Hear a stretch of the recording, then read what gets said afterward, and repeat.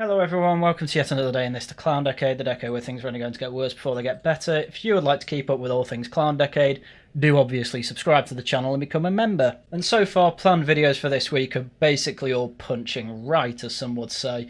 For some reason, that's a bad thing, but frankly, I'm going to effectively punch in any direction that I see as wrong. And today, after last week, defending the Britannia card off a bunch of leftists who decided to lie about OBR statistics, I'm having to react to Connor Tomlinson's video, for some reason, decidedly implying that the policy is going to lead to Britain being nothing more than an airport lounge. Of course, this is ignoring the fact that the non-dom status has effectively been about since George III's time, though really all it means is the country cannot tax foreign-owned assets. That has been true, as I say, since the late 1700s. Wealthy foreigners have pretty much always come to Britain. There's a reason for that. We had an empire, and all Reform really wants to do is pretty much go back to that, because being rich is actually a good thing, and inviting wealthy foreigners to spend their money here, actually a good thing.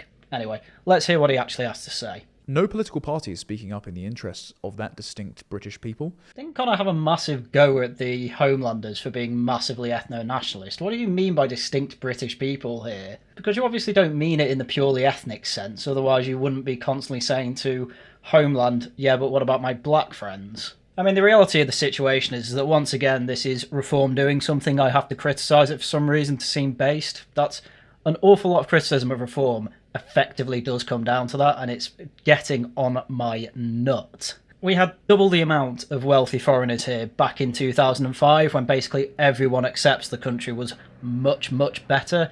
Having a bunch of wealthy foreigners, over 90% of which, by the way, are from Europe, is actually a good thing, because it means all of their wealth well, not all of it obviously, but a lot of their wealth funnels into Britain. And guess what that meant for Labour? They could afford an awful lot. And what did it mean for the economy at large? It meant way more investment, way more demand for goods and services within Britain, which meant way more jobs for people and much more productivity. Attracting wealth is pretty much what every country wants to do. That's why Ireland's doing relatively well compared to the rest of Europe, because it literally became a tax haven. It's fine. So Zia Yusuf came out and did a video on Reform UK's accounts announcing the new Britannia card. Yeah, it's a good name. I've even seen some people on the Dork right saying, okay, to be fair to them, at least the name sounds good. But go on, tell me your issues with this.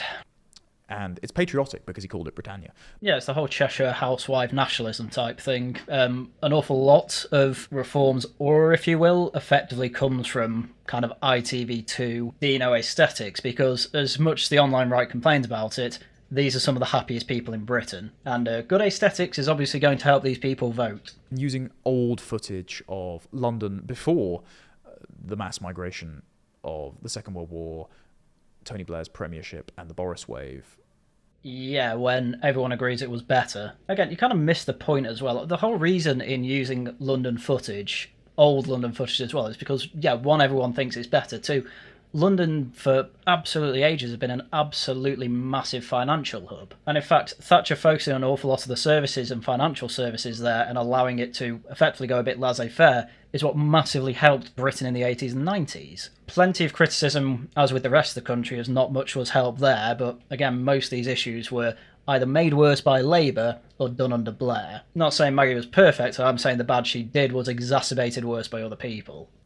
Demographically and culturally scarred this country and economically impoverished it. Wow, it's almost like Reform agree with that. It's almost like they've been critical of mass migration since its inception. Crazy, I know. Do you know who didn't cause that issue?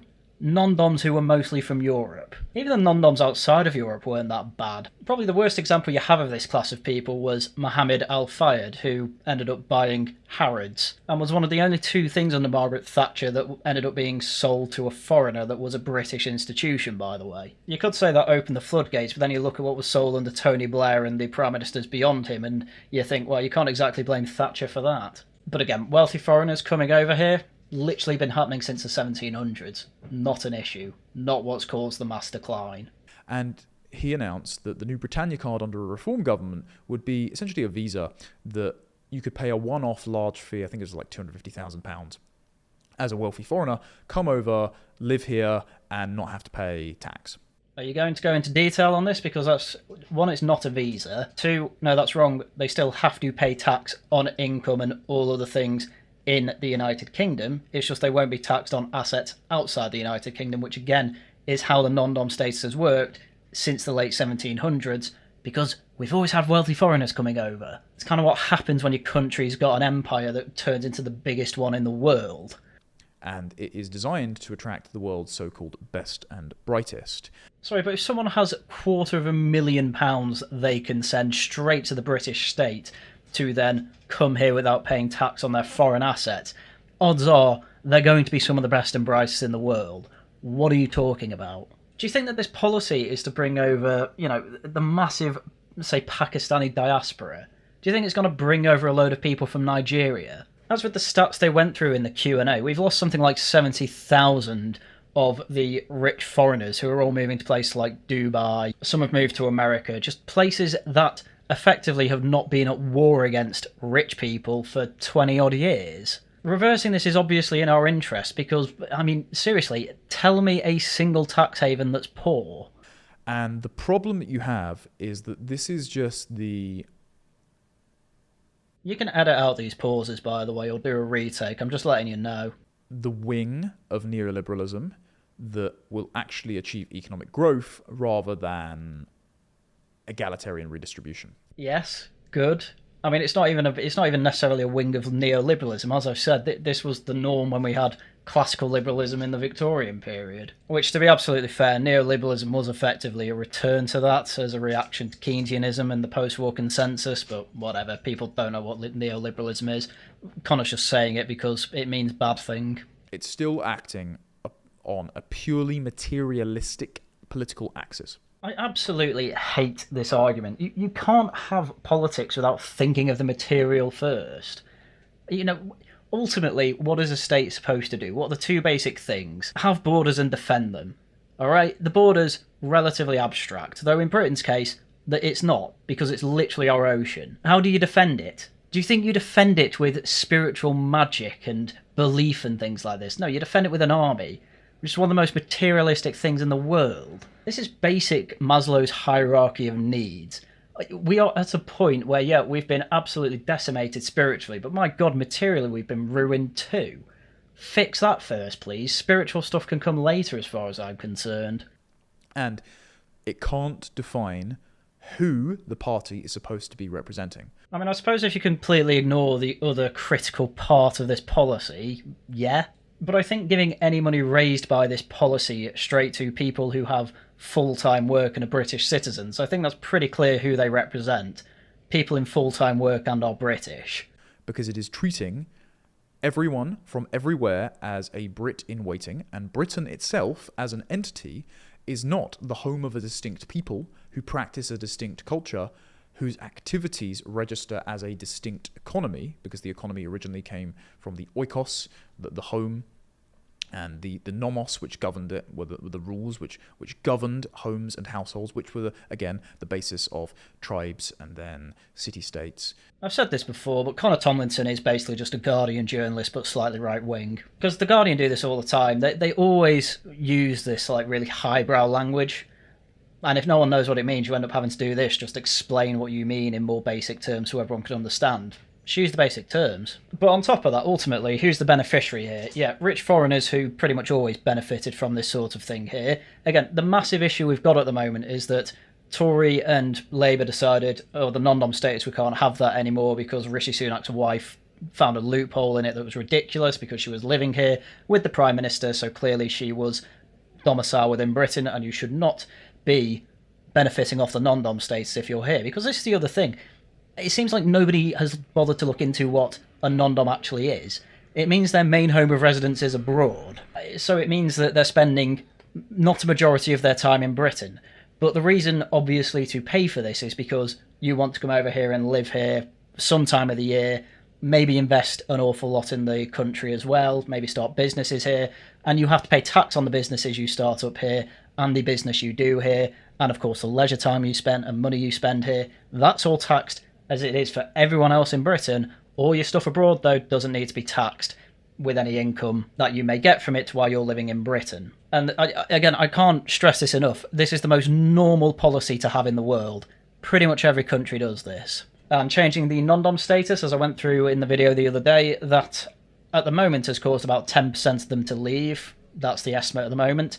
The OBR estimate, which is the low ball, is about 20% of people leaving. The estimate for this to be a net loss to the Treasury is about 25% of people leaving. And according to a much more up-to-date estimate, which is using actual businesses that deal with non-doms, they're expecting something like 40% of them to leave. So this is actually going to be, yes, a net fiscal drain to the Treasury. Effectively what's going on here is Connor is unwittingly, or wittingly, I'm not sure, actually defending uniparty policy that is directly costing the Treasury money and is forcing foreign capital to flee when most of it was actually quite happy to stay here, all because of some attempt to seem very based and red pilled and actually I care about the British people more than anything else. Which, okay, you can try those arguments if you want, but ultimately changes to the non-dom have badly affected British people because now there's going to be even more money the Treasury actually needs to pay for everything that we voted Labour in to do or not do, and that's going to mean that your taxes go up. So actually it's been a detriment to the British people, and I think they should pay less taxes actually. How do you do that? Get foreigners to make up a lot of the fiscal holes for you instead. The economy is not, the culture is not, the nation is not, and the party is not bound up in people. Instead, it just thinks of Britain as a shopping mall, a retail park, an economic zone. What do you think country of shopkeepers meant? Yeah, we're a country that for like 200 years was, for 100 years it was basically get a load of stuff from our empire, turn it into useful products, sell it here and abroad again. We then lost the empire and had Labour in a few times, which absolutely ruined industry in the United Kingdom, and so then we had to pivot to a service-based economy, because the unions basically killed industry and are still trying to do that as much as they can. And guess what that means? That means a whole load of really rich foreigners want to come over and do business here. That's all this is attracting again. Because again, this is the sort of thing that worked for 200 years. But, details don't matter to these people because ultimately all they want to do is garner an audience by saying the one way you can win is actually bad. Because at the end of the day, black pills are absolutely addictive to people. This channel's supposed to be the opposite of that, and I think I do quite well at that. And I definitely have garnered an audience that really likes me talking about how stupid some of the things we are hearing from these types of people are. This is a bad video. This is a really bad video. It doesn't even understand the concept of the actual policy. That's really bad. You should not be spreading misinformation like this to your audience. That's horrific. A way station for the moneyed international class. And this is just the inverse of the demented redistributive mindset of the likes of Gus O'Donnell, quoted in David Goodhart's The Road to Somewhere, who told him at a dinner in Oxford in 2010 that when he was Chief Secretary to the Treasury, he advocated for the most generous and open borders immigration system possible because he believed his commitment was to, quote, global welfare. Great, well this is for people who are able to burn £250,000 to not get taxed on foreign assets. How many people in the world do you think that really is? And on top of that, how many people do you think that is that are causing violence in the streets, such as knife crime and gangs in northern towns raping young white girls? I'm going to give you a spoiler here, it's absolutely none of them. There's this really low resolution outlook on the dork right that's effectively all immigration bad. That is not reality, and that is not how most people see the situation either. Even Dominic Cummings goes on about how we need high-skilled, high-agency people as immigrants, just not many of them to the point that it's a detriment to job opportunities for the natives. Bringing people who are already hyper-successful over, believe it or not, is not going to affect that class of people very much. In fact, it's only going to be a net boon to them, because having high agency, highly successful people over here to maybe set up some businesses is going to demand these sorts of people into jobs. We've lost 30% of grad schemes or something like that since ChatGPT was launched. That's a correlation. I don't think it's quite the causation. I think the causation has been things like the non-dom tax change, things like effectively attacking the wealthy under the Tories for some time now. And it's just made investment into the country plummet to the point that people don't want graduates anymore. Another reason for this as well is that what's the point of doing these grad schemes if they pay you just as much as stacking shelves at Tesco's? Makes no sense. Basically, long story short, hoovering up foreign capital into the country is actually a good thing, and pretending it's not is crazy. Connor Tomlinson's talking like we haven't had an economy that's been running for 1,000 years, and then got hyper-successful 100 years ago, and we've been slowly stagnating since the war. It's the same mentality that someone, Louise Perry, knows, and she's told the story before, but also a utilitarian on a live stream recently said, the same mentality that says, well, it's actually a good thing to have the Pakistani grooming gangs in Britain rather than in Pakistan, because they'd still be committing the same sexual abuse against their own girls, but it's better to commit it against British girls because we have a justice system that can actually take it and diminish the number. Sorry, Connor, how are you bringing this up when we are talking about foreign millionaires bringing over money to the UK and not getting taxed on their foreign assets? You understand that's what the actual policy is. Again, he's not even talked about money going to full-time working Brits. Not even remotely talked about that yet. No, instead he's brought up grooming gangs. What are you talking about? This has all the hallmarks of what I've been talking about with the Dork Right. Absolutely no interest in the details, completely emotionally driven, and being a complete moron when it comes to everything talked about this. Honestly, if you went to a focus group and started bringing this up, you would probably be asked to leave, because clearly you've just not been listening or understanding what's going on. He starts playing this entire clip, by the way. He just plays this entire clip as if what Reform have put forward is anything to do with this. I went through this thinking, oh, I think this will just be slightly bad. I don't think he'll completely understand why it's a good thing. Maybe it'll just be skirting around the edges and correcting here and there. No, fundamentally, he didn't even bother to understand what this policy was about. And this has been sent out and seen by about 30,000 people. 30,000 people have been given direct misinformation and will now have the idea that Reform effectively do not care about grooming gangs. That's effectively what he's done here, and whether he knows it or not, that is disgusting. Not only is this not true because the justice system worked to cover it up because they were afraid of being called racist. Right, I'm going to be honest with you. I can't be bothered going through all the grooming gang stuff that I agree with. It's got basically nothing to do with the policy at hand. I don't know why the hell he's brought it up. This has just annoyed me. So I'm just going to skip it. Skip to something I can actually react to. People actually watch this guff. What is going on? The first place, and it's premised on a universalist reading of human nature as tabula rasa, blank slate. Sorry, I've had to cut out a whole minute here. I'm not being funny, but again, this is a massive hallmark of someone who is unable to think dynamically. Literally, he has no idea what this policy actually is. He thinks the policy is effectively foreigners can pay £250,000 when they move here and never pay tax. No, it's a non-dom thing. They can't live here most of the time. It only lasts 10 years. After 10 years, if they still want to benefit off it, they need to pay another $250,000. While they're doing all that, they're still liable to pay all UK-based taxes. You don't know any of this, for some reason pivoted to grooming gangs, and now we're talking about tabula rasa. What are you talking about? None of these people are inclined to become British citizens, because as soon as they do that, they can't be a non-dom anymore. This is unbelievable. This is unbelievable. This is making you out to be a complete and utter fool. This was way worse than I was expecting. Which means that if you just take a man from here and bring him to here, give him enough money... Oh my god, he's explaining tabula rasa now. Why use the terms if you're just going to have to explain them every time? The only term I do this for is woke, and that's because there's about 10 different definitions for it. That's defensible. There's only one definition of tabula rasa. Honestly, I'm not even joking. Most of this video is just explaining the terms that he uses. Just don't use the terms then. Much to be debated about that. I'm with Samuel Huntington on this, that America is not a nation of immigrants. Sorry, I'm so confused. With 3 minutes into this, if I was watching this, I still would just have the idea that actually you're exempt from all tax if you pay $250,000 and are a foreigner. Not even remotely true, not even close to what the policy is.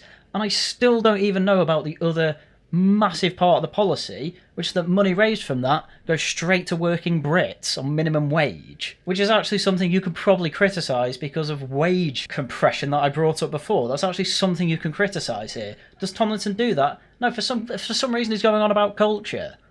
This isn't even remotely a cultural policy. Again, this has been normal in Britain for 200 years. If you're interested in specifics on that, because there's a claim I keep using and I'm actually aware now I've not explained it. Because James Murray, the Shadow Finance Secretary to the Treasury, claimed that it is a 200-year-old tax loophole. From a tax historian's perspective, this is open to challenge.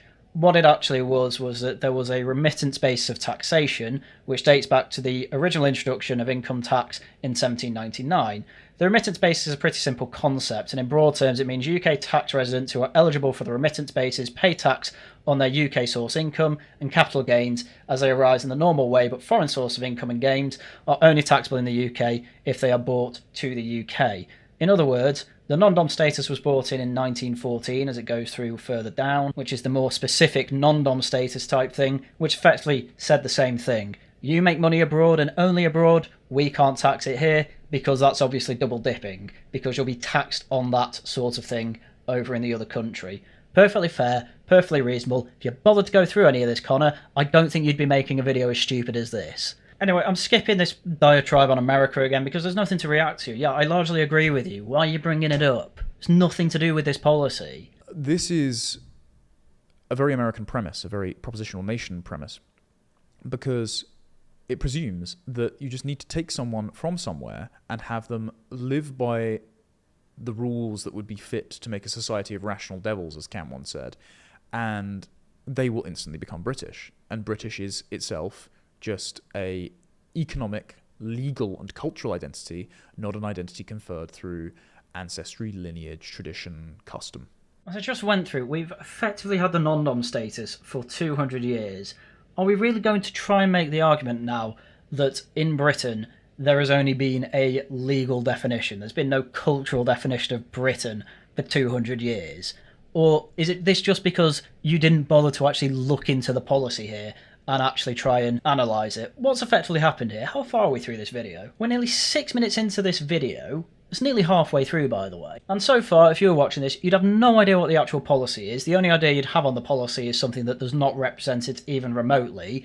You've had about 5 bits of virtue signalling from Connor Tomlinson, half that time he's spent telling you what some Greek words mean. And I call it virtue signalling. Yeah, everyone's against grooming gangs, I get it. They're bad, really bad, worst news we've ever had. But let's be real, absolutely nothing to do with the topic at hand. Yeah, he's just gone through it. And then he's talked about universal man. Like, yeah, I get it.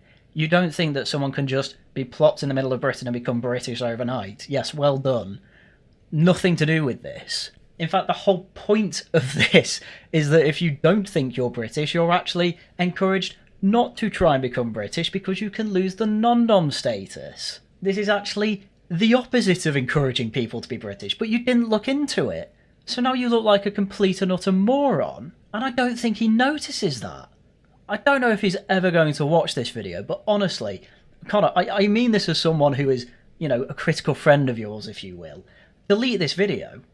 Delete it. I'm not even halfway through, but it's just nothing but misinformation and virtue signalling. It literally may as well be a Guardian article. And we know this is how Reform think about things, because Zia Yusuf himself, when the burqa debate was unfolding, when he stormed off as chairman and came back as head of UK Doge, after Sarah Pochin said she wanted to ban the burqa, said that he would be uncomfortable with the burqa ban, but if he were asked to vote for it when he eventually becomes an MP and is given a safe seat, which he's been promised, by the way. Of course he has, you absolute moron. He was chairman. What do you mean? Why is that a bad thing? Why do these people not understand basic electoral politics? Oh, I cannot get over this. Can you believe the guy who served for 1 year as chairman's got to be given a safe seat? Can you believe the head of the man who is going to be saving taxpayer money is going to become an MP? Yeah, I can actually. That makes perfect sense. Why are you saying it like it's some sort of snaky, evil, conniving thing? That's basic electoral politics. This is like when George Monbiot on The Guardian effectively came up with the concept of parliamentary rape. I'm not even joking. Just as a side note, because I literally think this video is as bad as this paragraph. Representative democracy is a remarkably blunt instrument. Hundreds of issues are bundled together at every election, yet the vote tends to swing on just one or two of them. The government then presumes consent for the entire programme, and if it commands a parliamentary majority for anything else it will introduce into it in terms of office, we don't we don't accept presumed consent in sex. Why should we accept it in politics? Literal concept of parliamentary rape. We were laughing for a good 10 minutes on Laughing at the Guardian when we read this, and as far as I'm concerned, this is effectively the level of analysis I am getting from Connor Tomlinson right now. Because Reform chairman promised safe seat. What is wrong with you? he would vote for it. But he said he's uncomfortable with proposing a burqa ban because he's uncomfortable banning things that would not be banned under America's First Amendment. Yeah, Zia Yusuf's a bit America-brained, as are most people in Britain, but let's be absolutely fair here. The American Constitution, the First Amendment, literally based off this bill from England, the Bill of Rights from 1689. Written up, actually, by John Locke, of all people. It's one of the basic instruments of the British Constitution, the result of a long 17th century struggle between Stuart kings and the English people in Parliament. It incorporated the provisions of the Declaration of Rights, acceptance of which had been the condition upon which the throne, held to have been vacated by James II, was offered to the Prince and Princess of Orange, afterward William III and Mary II. Effectively, this was a result of the Glorious Revolution, and effectively because a bunch of English people didn't want a Catholic on the throne. Which, honestly, with the way modern Catholics behave, I can understand. Me being a Catholic myself, of course. And, well, maybe this is why the Catholic reactionary Connor Tomlinson is, a wry of anything that's related to this bill. But anyway, let's have a quick look at the free speech right. Effectively, the free speech part, I've just gone to Wikipedia because I don't want to dwell on this too long. But the freedom of speech in debates or proceedings in Parliament ought not to be impeached or questioned in any court or any place out of Parliament, and a lot of the rest of the rights are effectively Protestants only, by the way, but obviously as time goes on, especially in the early 19th century, a lot of these rights are actually expanded to Catholics, and then, well, there's religious emancipation all over the place, and you end up with your first mosque in like 18-something or other. And that's quite similar to what happened over in America. I don't know what it is, but a lot of people seem to forget that actually the American Constitution was an awful lot of British ideas with some terrible French ones thrown in as well. And I don't think the burqa thing is necessarily the French part of it, because the French banned the burqa before anyone else in the EU.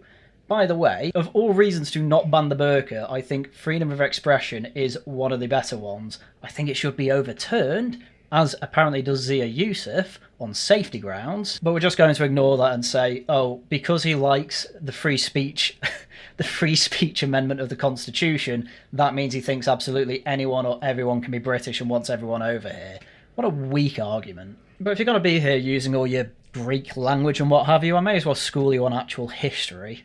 Now, there are lots of things to like about the First Amendment. The Brandenburg Principle, as laid out by a Supreme Court case, I believe it was, is something that the UK should emulate to ensure the likes of Lucy Connolly, Peter Lynch. Wow, what an America-brained moron. Guess he thinks everyone can become British. Doesn't really work, does it? Honestly, your example for clearly he wants infinity migrants and make them British is, pretty much something I largely agree with anyway. I like a lot of the First Amendment, I just don't think all of it should be applied universally to Britain. Wow, you literally just went through Zia Yusuf saying the same thing, by the way.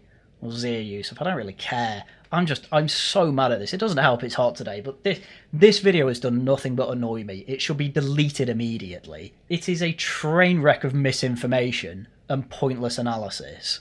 Alongside all the Christians arrested and charged with praying silently in their own head outside abortion clinics. Sorry, if I am watching this, I still don't know what this policy is. I have a total misunderstanding of it.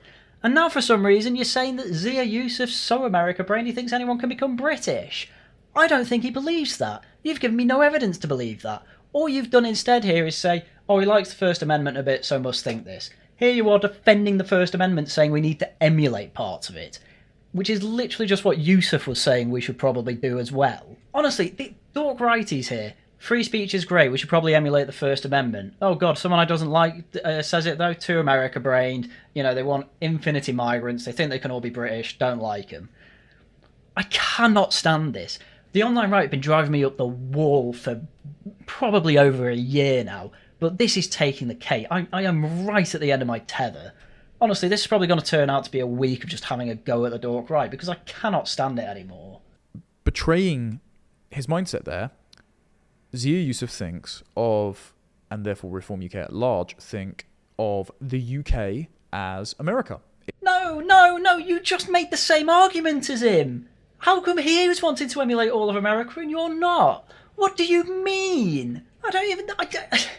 Even from your complete misinformation memeing of the policy, America does not have a system where you pay the government a lump sum and never pay American tax. What are you talking about? You described it as a visa. It's not even a visa. It's literally just a card to say you've got non-dom status. This is unbelievable. I don't think I've crashed out in a video this hard in ages. This is horrendous. It's an economic zone. It's a place where anyone from anywhere can rock up, and as long as they pay their fees and have done their paperwork and recite the Scouts' pledge of British values, just like in America, if you pass a civics test, you become an American citizen, or you become British. Just, again, not even remotely true. You can't have this Britannia card if you're British. It's for foreigners only. It's for non-domiciles. Do you understand what a domicile is? We've only had the definition since 1914. It takes us back to this paragraph, back in what a non-dom actually is and how it's been about for 200 years. It was during the committee stage of progress of the 1914 financial bill through Parliament that domicile was substituted for citizenship. They are completely separate things. They have nothing to do with one another. Became relevant for income tax purposes for the first time. There was no accidental loophole. It was the express will of Parliament that individuals domiciled outside the UK should continue to be entitled to the unrestricted remittance basis, which effectively is down to the fact that you should not pay tax for foreign assets when you're making that money abroad. Why? Because it would be double-dipping taxes. And actually, for domiciled residents, the remittance basis was restricted in 1940 and 56 and then was just abolished in 1974. Whereas non-doms, because they didn't live here, had unrestricted remittance based on foreign income. Again, because they mostly live abroad. Honestly, I get not understanding this complicated legislation. I understand that. But if you don't understand it, don't make these absolutely facile comments on it. It's nothing to do with citizenship. And here you are going on about it for 15 minutes as if it's relevant. A British citizen, you become as indistinguishably English as someone who can trace their lineage back to the Venerable Bede. This is not what Reform UK supporters want. This is not what the electorate more broadly want in their revealed preferences. Oh, that's excellent, because that's not what they're getting. Honestly, pretty much every article I've seen on this that has tried to effectively say, oh, it's actually going to cost 34 billion to the Treasury, basically nobody believes it, apart from the people that are effectively Tory boys or just have FDS, Forced Derangement Syndrome. And that's for the people that actually bothered to read the policy. Otherwise, it's just this absolute nonsense. Or did you know Reform are going to open the floodgates to citizenship even more? Nothing to do with this policy whatsoever. It's just not even true. It's not even remotely true. To have no shame of this video is astounding to me. Absolutely astounding. This is possibly worse than any smear I have seen from The Guardian.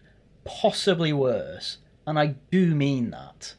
What they acknowledge is the British are a distinct people. Yes, they can accommodate some neighbours from around the world, but that's on a relational basis. If they live next to them, if they do them some sort of service as a doctor or a nurse, or bring in an absolute shed load of money to set up business here and then pay tax on basically all of that. You know what the average non-dom actually pays? I think it's 81 times the amount of income tax as the median salary.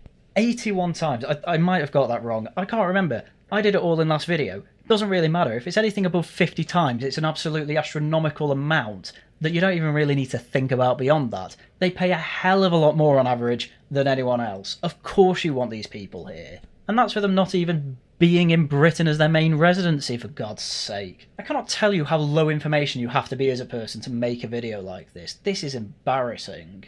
And they often marry someone who is themselves ethnically of this place. Oh yeah, blah blah blah, people can integrate. I get it. Come on, move on. Say something actually relevant to this policy. Do you actually understand what this policy is yet? No, you've just gone off a completely pointless tangent. The English don't object to that. This is why they have the highest registered levels of tolerance in multiple polls of having neighbours of a different ethnicity. Oh yeah, I get it. Homeland and the ethnats are wrong. Yeah, I get it.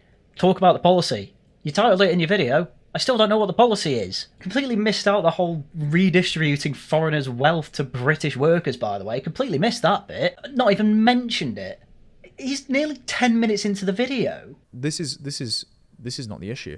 It's also completely unrelated to the policy that all I've had this video is misinformation on one particular part of a 3-step process. This is unbelievably bad. Like, honestly, delete the video. Honestly, delete the video. It will save face. The issue is that people want a country that feels familiar to them. They want a country that is filled with neighbours and friends and faces they recognise and are therefore predictable, and so they don't have to feel on edge all the time. They don't have to suspect whether or not these people who showed up yesterday they can never hope to get to know have ill intent for them. What ill intent do you think your ordinary person is going to worry about from some multi-millionaire living in the multi-millionaire gated communities? I'm not being funny. My parents didn't live too far away from these types of places. They were some of the safest I felt walking through. There were a hell of a lot of non-doms there. Most of them were footballers. Nobody's worried about these people. What are you talking about? This is nothing to do with mass migration. This accounts for, in 2005, 150,000 people. People, again, whose main residence is abroad. They don't even live here most of the time. This is some of the most low information slop I have ever seen. This is a level below The Guardian. I'm not even joking. This is horrendous. They want a high trust and homogenous culture again. And just turning the UK into basically Dubai by allowing the international business class to buy their way into the country does not generate that. Sorry, but in all the years we've had issues with mass migration, there is absolutely nobody serious who said, yeah, these non-doms paying £30,000 a year, yeah, they're the real problem. Nobody was saying this. There has been so much nonsense around this policy, all because Reform put it forward, that people are really showing off how stupid they are recently. It's amazing the type of careers people can make by having an analysis level that is far below that even of the average activist. I don't even think Labour activists will be this low information. I don't even think Green activists are this low information. But Reform can only talk in purely economic terms because they cannot identify a distinct British people to which they think their party should have loyalty, even though they are topping the polls, slipping slightly in polling at the moment. Oh no, they've gone from a 10-point lead to a 9-point lead. What are they going to do? I'm telling you now, there is nobody under the impression that Reform don't know what a British person is. It's exactly as he described before. I think I cut it out, but effectively, obviously it's natives, and obviously it's plus people who have integrated, either through marriage, or like Rishi Sunak, where the hell else could they be from? And again, this is also just completely ignoring the other side of this policy, which is that British full-time workers get a payout. He's completely ignored that part that defines a British person as a British national, someone with British citizenship. Okay, I get it. Lots of people have had that. It's been handed out like sweets when they shouldn't have. But let's be real here.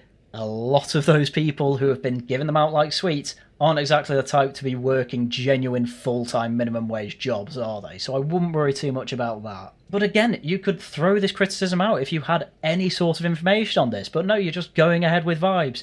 Yeah, he was a bit America-brained, as you know, I defended the American Constitution as well and liked the same part of it, actually. And, they're talking about this economic policy, and all they can do in this economic policy is talk in economic terms. That's just crazy. When you're talking about economic policy, obviously you have to talk about the spiritual realm, or you're not serious. What are you talking about? Because of, I think, recent missteps, but nevertheless, topping the polls because they stand in for that populist, patriotic, immigration skeptic party who puts the British people first. And to put them first, you have to define a distinct British people, not just, as Tim Stanley quipped in his Telegraph piece recently on Brits becoming a minority in their own country, people who don't murder and pay their taxes. I mean, I can repeat the whole this is nothing to do with that again, but I won't bother. But I keep saying it. Let's go into the policy. Crucially, 100% of entry contribution for the Britannia card is distributed to Britain's lowest earning 10% of full-time workers, delivered automatically by HMRC as a cash dividend.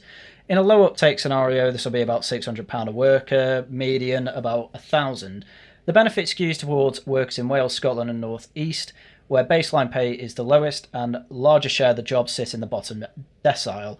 Britannia card restores Britain's competitiveness, repairs the public finances, and visibly strengthens the social contract. Literally where they tell you most of this money is going is to places with the least amount of foreigners. Want to point that out for a start. But further in the document, they basically reiterate the same point. You'll be given £600 at the lower end of our estimates, £1,000 at the mid-level range. Thanks to the billions that are going to be made from non-doms wanting to come back and pay this upfront cost to shield their foreign assets from being taxed for 10 years. And obviously, they refer to them as Britons here, which, as they explain, In all other clips, just means British national, British citizen, whatever. Yeah, this can include some people that are not native here. Fine. It's not perfect. I never said it was perfect, but they are doing what they can do with the immediate situation that they can get. And this is very good, especially when they're saying the most benefited places are going to be those places that don't have many immigrants anyway, and therefore less likely to have these citizens who earned them when they were being thrown out like sweets for the past 10 years or so. Just a completely different understanding to what this policy actually is compared to what Connor Tomlinson is telling you it is. And embarrassing himself, frankly. Reform think that's their constituency. It's not, and it is insufficient to govern for, because being British, as in having that lineage, abiding by that culture, buying into the faith that undergirds common law, Blackstone's formulation. Do you need the lineage to be considered a British person now? I thought you went through a whole thing about marrying into the tribe would count. I thought you were largely on the side that integration exists and works. Well, obviously it largely doesn't work now, but integration has clearly worked in the past. What the hell's a Huguenot, for example? He jumps between this quite a lot when he says British, meaning the tribe as a whole, and British meaning those specifically with the ancestry. And it makes it very hard to work out what he's actually trying to say here. All of our customs and traditions.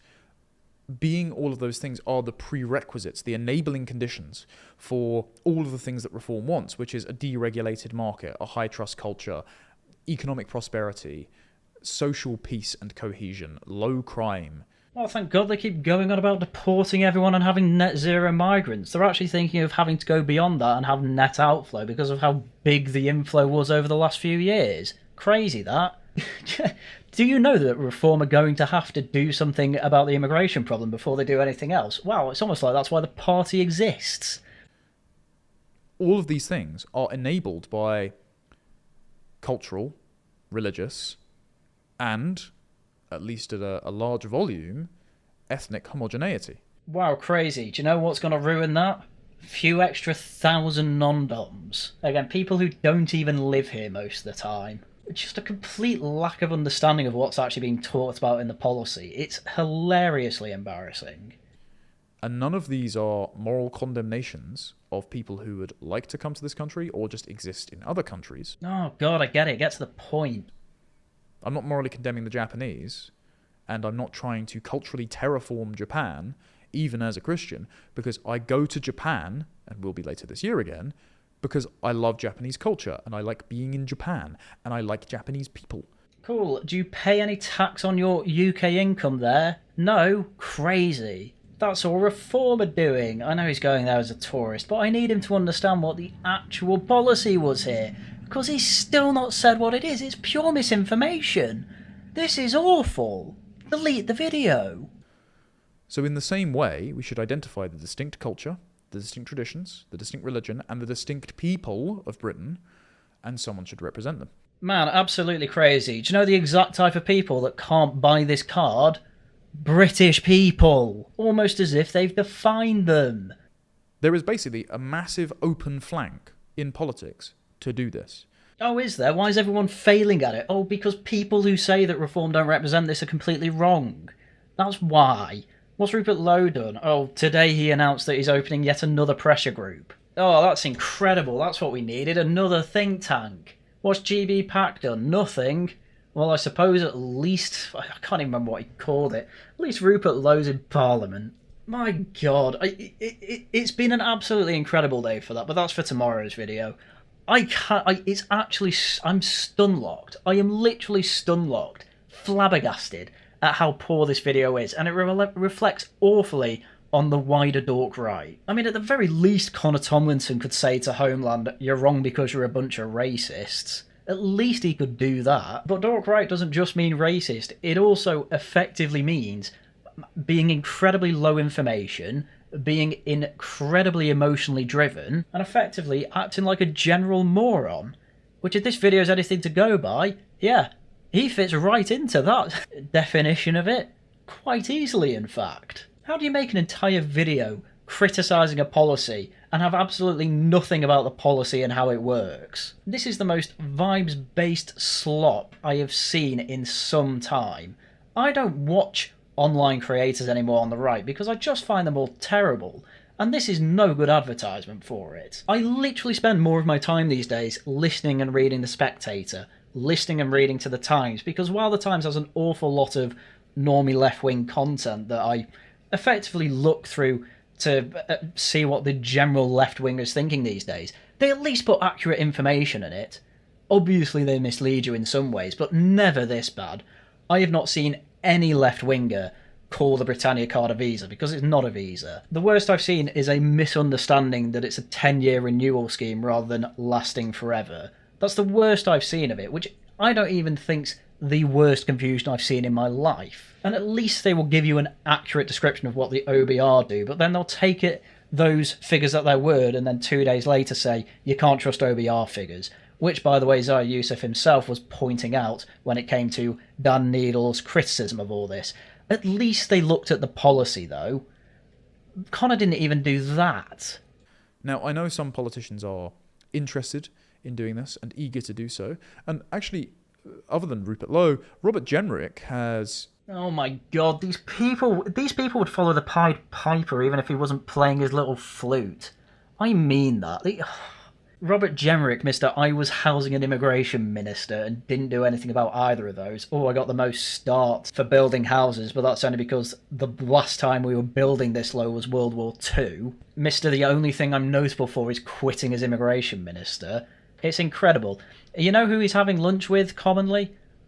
David Cameron. There's 1,000,001 reasons not to trust Robert Jenrick, but he says some platitudes that I like. Incredible. Rupert Lowe, I can actually believes in the policies he puts forward. Rupert Lowe's problem is that he seems to not be able to really work with anyone.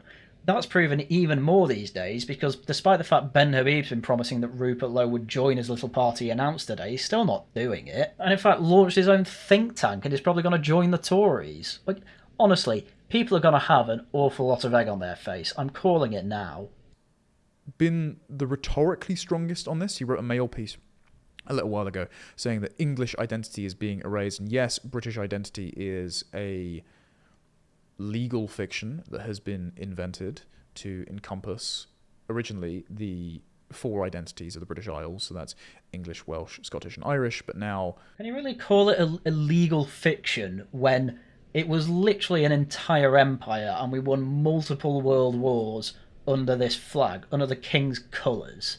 Can we really call it a legal fiction at this point? I don't think that's particularly true. Which is why the best independence movement you have at the moment is SNP. Do you know who they're bleeding most support to at the moment? Not Labour, it's actually to Reform. Because ultimately, the Scottish don't really care for independence. That's not actually their problem. They just want to revolt against Westminster because they've felt screwed over since the 80s. It's a really weird psychological disposition. But realistically, I don't think Robert Jenrick is going to be telling his Jewish wife that she's not British because she doesn't descend from one of the 4 ethnic groups that make up the British Isles.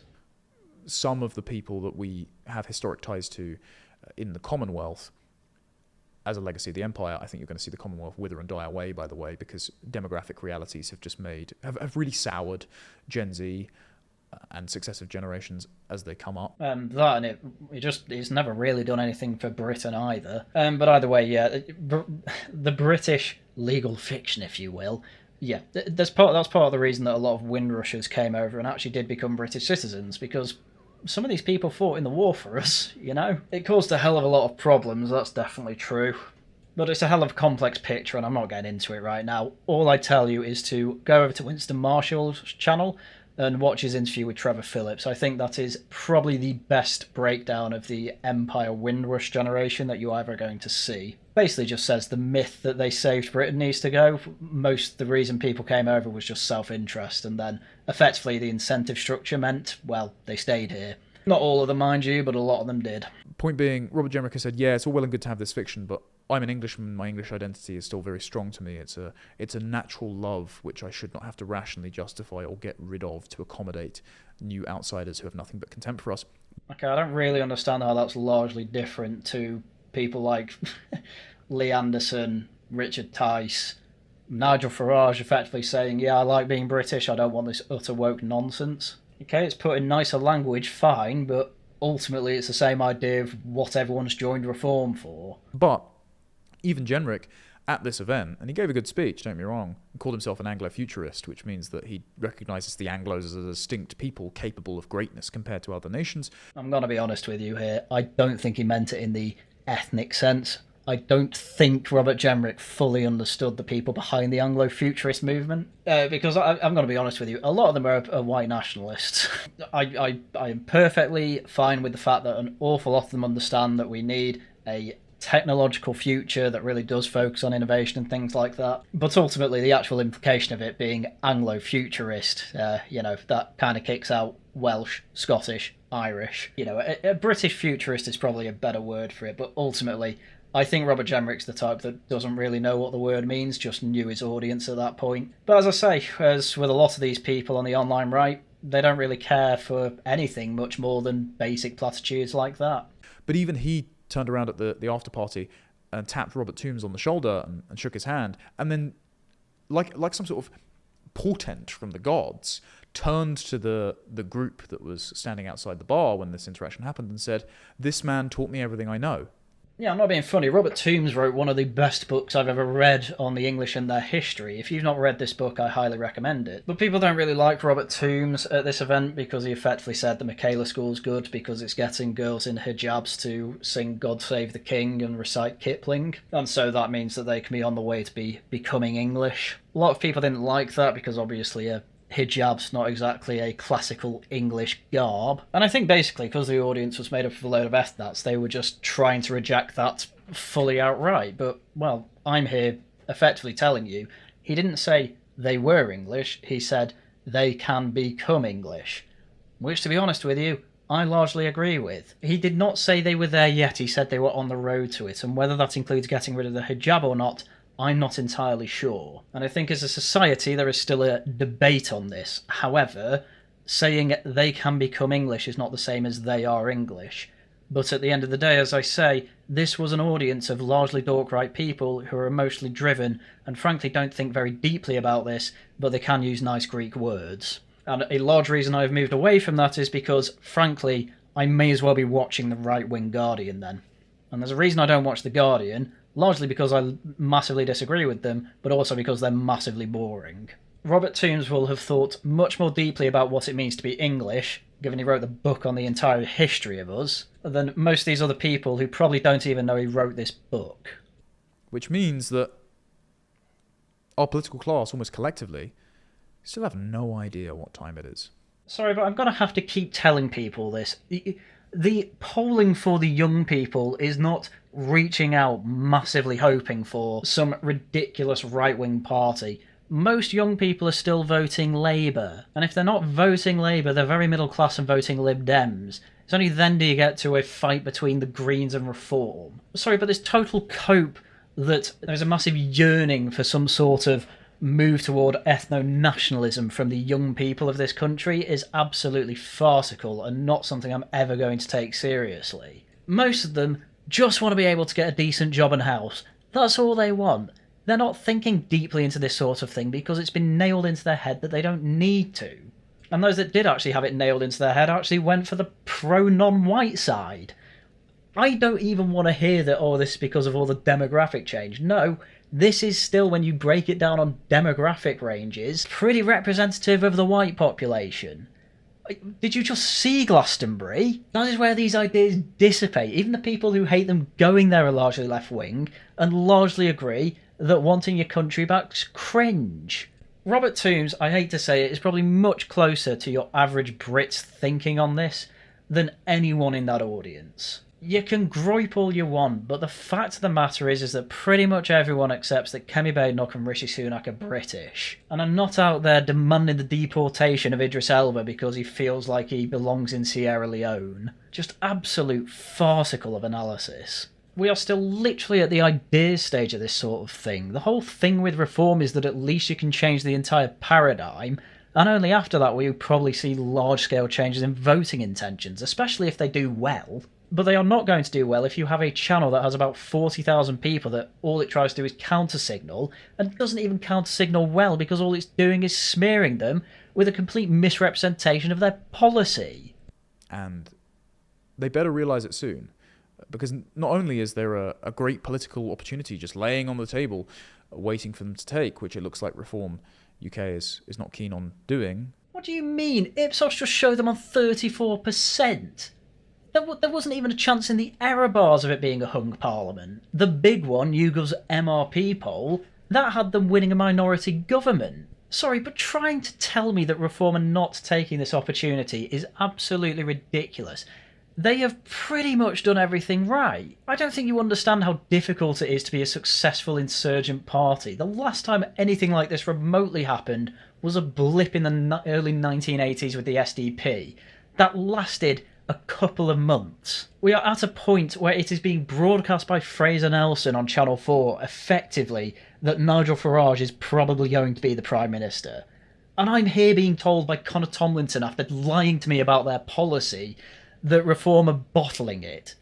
They're at 34% on Ipsos, 7 points ahead on the MRP poll, and I'm being told that they're bottling it.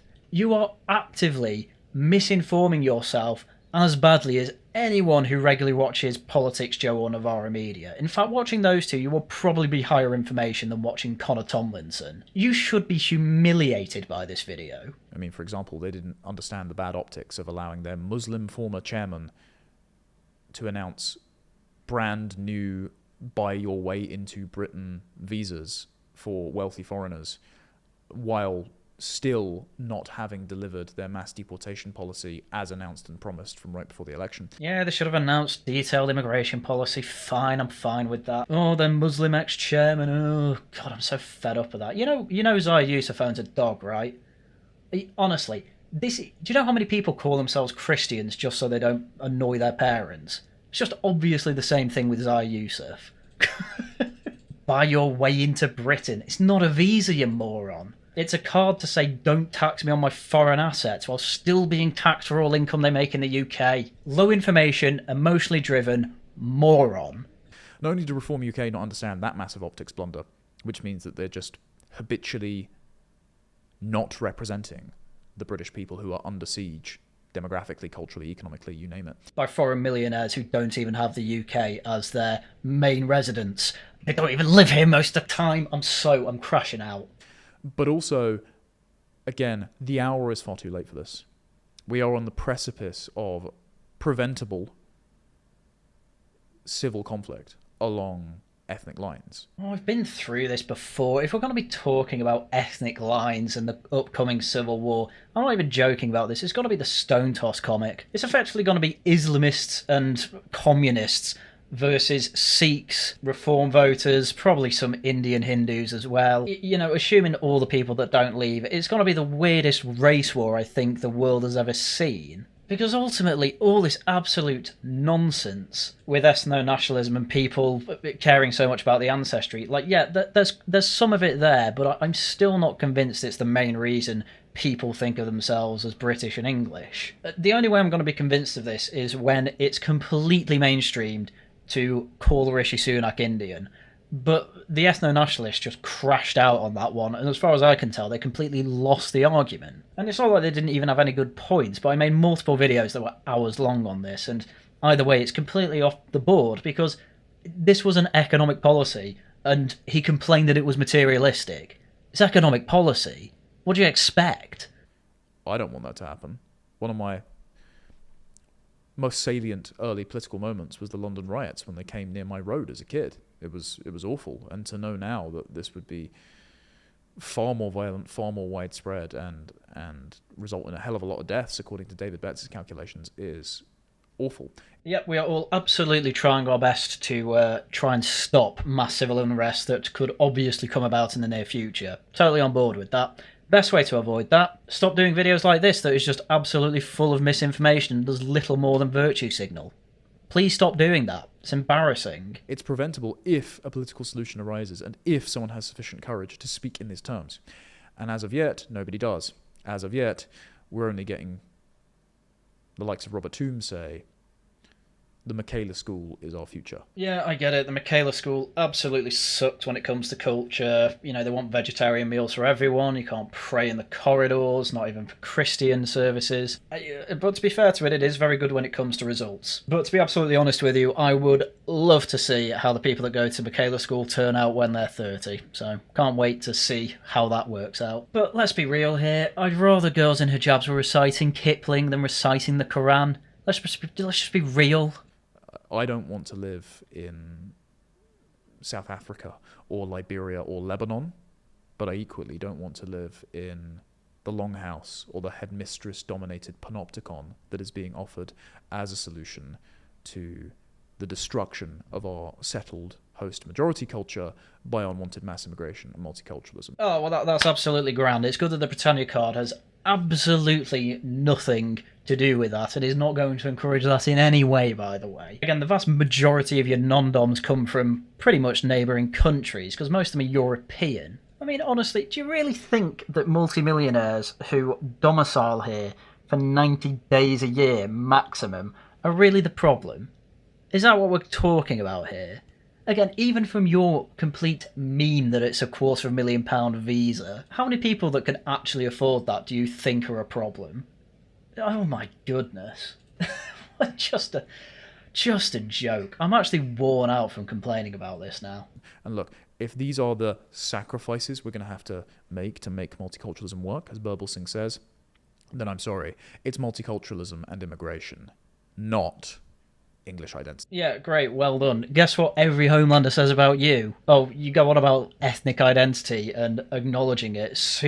Soon as Homeland do that, you know, just a little bit too much, all of a sudden you have to have a go at them. Honestly, it's something that I've been saying for quite a while, and I think, to be honest, it's true at this point. Basically, everyone is a civnat. It's just there's a small degree to which people care about the actual ancestry, heritage, and genetics. For example, there are a whole bunch of Homelanders who wanted Ben Habib to be involved for a while, despite the fact he spent the vast majority of his childhood in Pakistan and has a Muslim Pakistani father. And now, don't get me wrong, he has good politics, I'm not going to deny that, and as far as I'm concerned, he is English because his English mother brought him up to be, but let's be real, if you are actually going to go on about ethnicity and you are genuinely disgusted by race mixing, which Homelanders are supposed to be, then yeah, you cannot have someone like that on board, obviously. But they did anyway, because as I say, no one's really a pure ethnat. There are people that are pure civnats and they're mental. And that's basically what Tomlinson's trying to invite here, but then when it actually happened, he got cold feet. It's hilarious. Hence, I was just at war with them from day one. Oh, but anyway, I think I've gone on about this enough. I've managed to turn this 15-minute video into an hour-long reaction. This is the sort of stuff you subscribe to me for, and I'm not even done with the idiot right wing yet. Tomorrow's video, literally just covering Habib and Lowe. I have got things to say about that. Right, as I say, this is about the time that I wrap up, so it's shill time. Tomorrow I'm going to be on Tosh Talks over on the Worcester Club, chatting with a panel about an article written in The Spectator about how the Tories are basically doomed and it's over for them, which I am completely on board with. Then on Thursday it's more Subnautica, and as mentioned before, videos out as and when I can make them. I don't think I'm going to make it a I am at war with the dork right week, but if they keep making absolute nonsense like this, I might have to. If you want to see more of that, obviously do subscribe, leave a like, leave a comment, and if you can spare the money, do become a member, and do also send super chats and super thanks. Those are great ways to help out the channel, and really do keep up my spirits to keep making these videos, because my god, I need some cheering up after that depressing episode. Anyway, with that, I will wrap it up. Once again, thank you all very much for watching, and until next time, goodbye.